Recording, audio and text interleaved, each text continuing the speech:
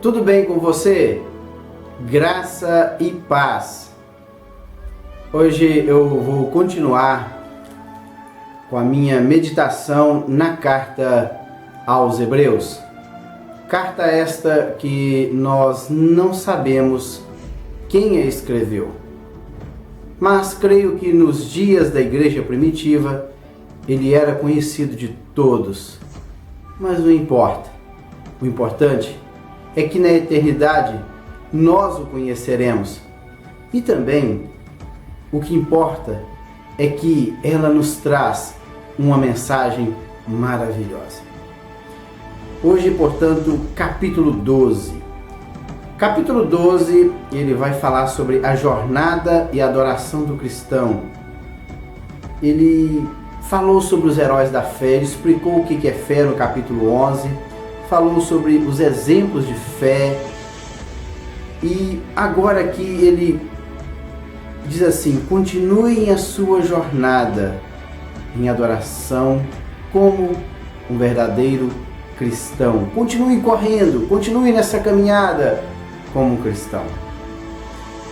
E ele diz assim: portanto, nós, uma vez que estamos rodeados por tão grande nuvem de testemunhas, livremo-nos de tudo o que nos atrapalha e do pecado que nos envolve, e corramos com perseverança a corrida que nos é proposta, tendo os olhos fitos em Jesus, autor e consumador da fé.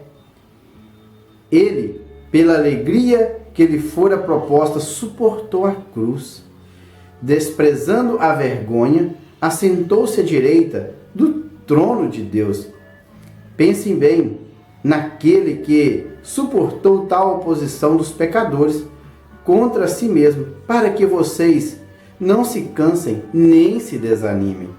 Na luta contra o pecado, vocês ainda não resistiram até o ponto de derramar o próprio sangue. Então, do versículo 1 até o versículo 4, o autor aos Hebreus, ele dá o exemplo do Filho de Deus, ou seja, exemplo de jornada, exemplo de caminhada do próprio Filho de Deus. Inclusive, ele fala, a partir do versículo 5, a certeza do amor de Deus. Ele fala do exemplo do Filho de Deus, que suportou nesta caminhada tudo por nós. Depois ele vai falar sobre, do versículo 5 até o 13, ele vai falar sobre a certeza que nós temos do amor de Deus. E depois, do versículo 14 até o 29, ele vai falar sobre a capacitação da graça de Deus. E nesses primeiros versículos, do versículo 1 até o 4, ele vai falar sobre o exemplo de Jesus. E você olha, portanto, também nós, uma vez que estamos rodeados por tão grande nuvem de testemunhas, ele diz que é para nós nos livrarmos de tudo aquilo que nos atrapalha. Esse livrar aqui é colocar de lado, deixar de lado, despir-se, sentir-se livre para correr. Se tem alguma coisa na nossa vida que nos atrapalha com relação à nossa caminhada com Cristo, tire isso da sua vida. Ele diz assim, a palavra aqui, tudo que nos atrapalha, é uma palavra grega, apotiteme. Apotiteme dá a ideia de você pegar algo e colocar de lado para que você se sinta mais livre para correr. Eu não sei se o escritor aos Hebreus, ele estava focando nas corridas que existiam ali na Grécia, em que as pessoas corriam com poucas roupas, justamente no intuito de que não tivesse nada para atrapalhá-lo. E você olha, nós estamos rodeados de uma tão grande nuvem de testemunhas. Será que o nosso escritor aqui estava enfocando as corridas em que do lado da pista de corrida ficavam muitas pessoas ali testemunhando ou contemplando ali, expectando a corrida? Será? Provavelmente. Se for numa corrida, tem muitas pessoas que gritam, outros que vaiam, atiram objetos nas pessoas, principalmente no período ali grego, em que tinham as corridas olímpicas. Eram atirados objetos no intuito de chamar a atenção do corredor. E quando o corredor parava para apanhar o objeto, o adversário passava por ele e vencia a corrida. Não sei se isso era o intento ou o foco do escritor aos Hebreus. Porque ele diz, olha, nós estamos rodeados por uma tão grande nuvem de testemunhas ou de espectadores. Livremos-nos de tudo que nos atrapalha e do pecado que nos envolve. Esse pecado, envolver aqui, estar ao redor, ele que nos amarra. Livre-se disso. Por isso que eu creio que o foco dele era a corrida, olha. E o pecado, e corramos, ele coloca a palavra aqui, corramos. E corramos com perseverança a corrida que nos é proposta. Lá na Grécia, no período grego, e até mesmo após o domínio romano, ainda tinha as corridas ali nas províncias dominadas pelo Império Romano, mas que eram de origem gregas. Tinha as corridas, e as pessoas corriam por uma pequena coroa de louro, que era enrolada e colocada na cabeça do vencedor. E olha, corramos com perseverança. Perseverança é manter firme no propósito, que nos é proposta. Nós estamos numa corrida que foi nos proposta. Então, mantenhamos firme neste propósito. E ele diz aqui, versículo 2, tendo os olhos fitos em Jesus.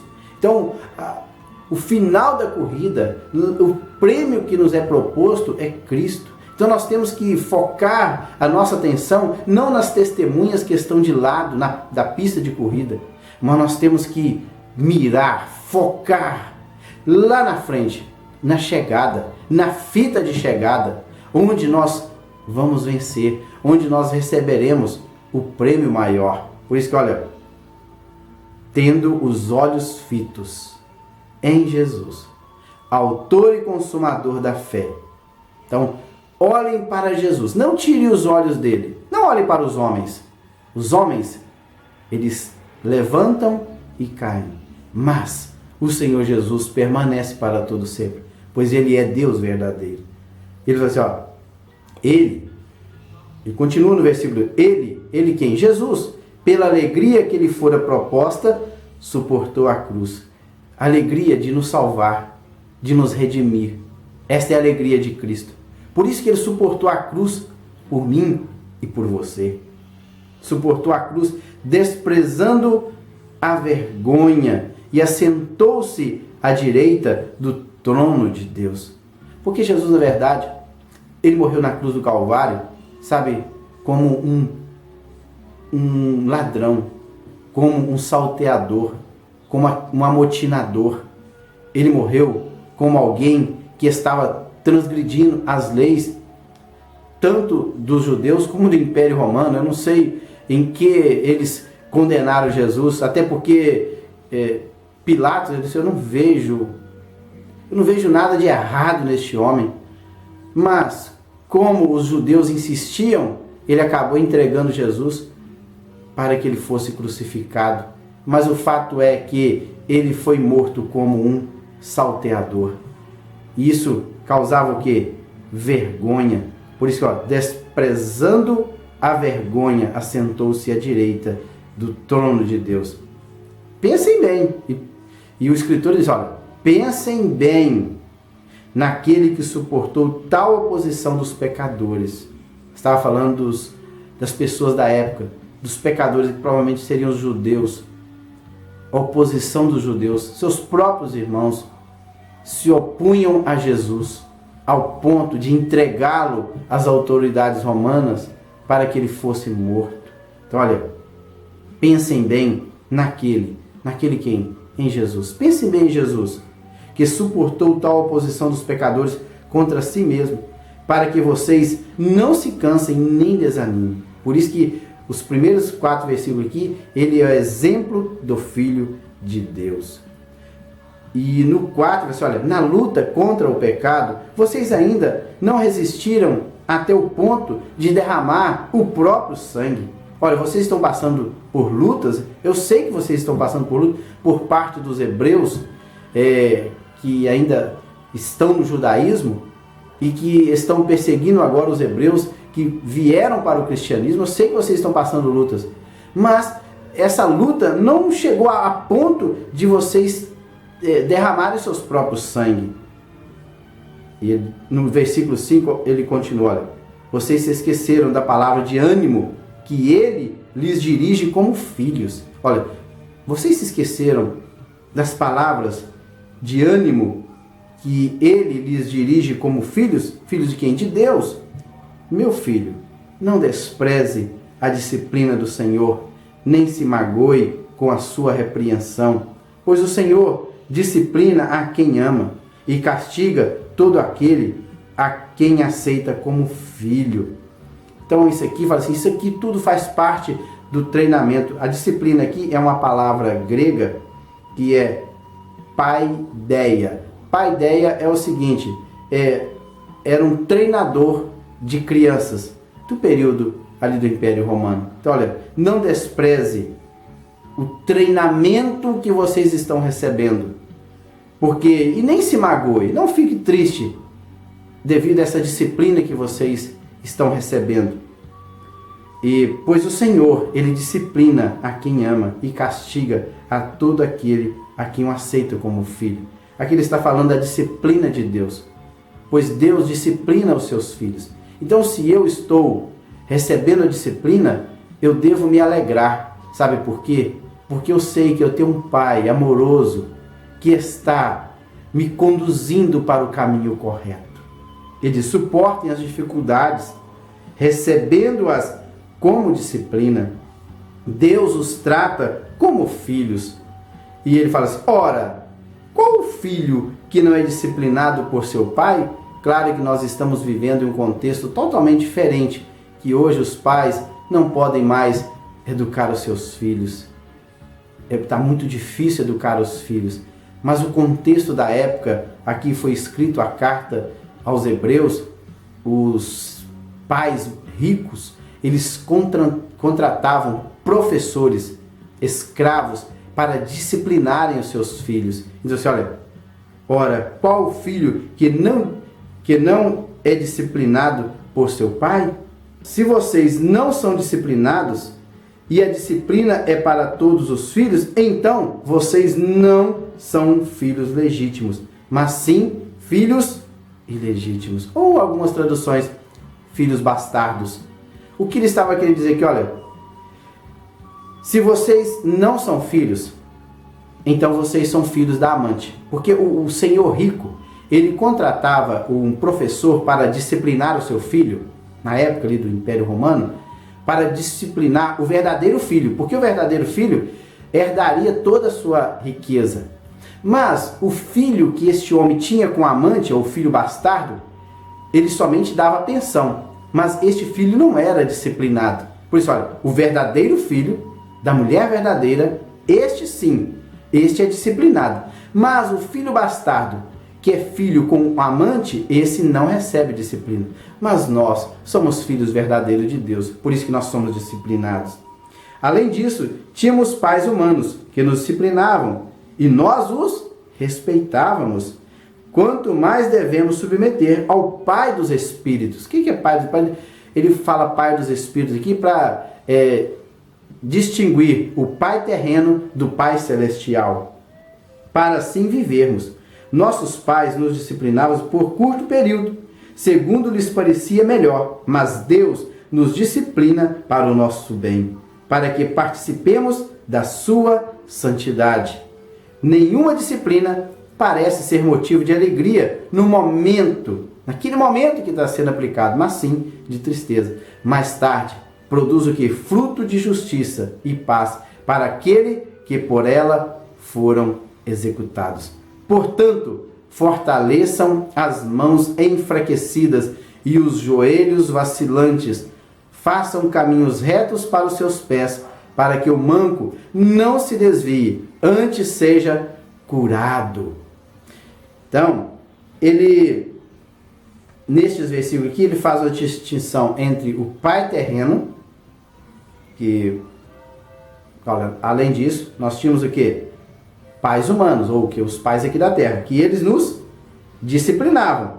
E nós o respeitávamos, porque estávamos debaixo do domínio do nosso pai terreno.